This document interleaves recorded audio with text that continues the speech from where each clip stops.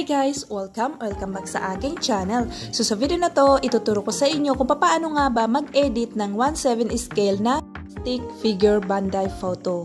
Kaya naman kung interesado kayo malaman, tara na't umpisahan na natin. So let's go. So first step ay mag-download na kayo ng Google Gemini.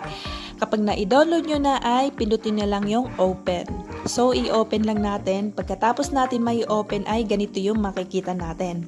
Ayan, so dito sa bandang baba, meron tayong makikita dyan na plus sign. So yan yung pipindutin natin para mapunta tayo sa ating gallery. Ayan, so kapag nandito na kayo sa inyong gallery ay pumili lamang kayo ng picture na gusto nyong gawing realistic figure photo. Ayan. Tapos dito sa describe your image ay meron akong ilalagay na link dito sa ating comment section. So i-copy nyo lang yon para ma-paste nyo dito. Ayan, so ipi-paste lang natin dito kasi ito nga yung pinaka-trending ngayon. So para magaya nyo nga yung trending ngayon dito sa Facebook. Ayan, so ganito guys yung magiging itsura niya. So maghintay lamang kayo. Ayan, nakalagay dyan just a seconds. Ayan. So wait lang natin yan hanggang sa magawa na siya ni Google Gemini. Ayan, so wait lang natin. Ayan, so kung mapapansin nyo guys, ayan na siya.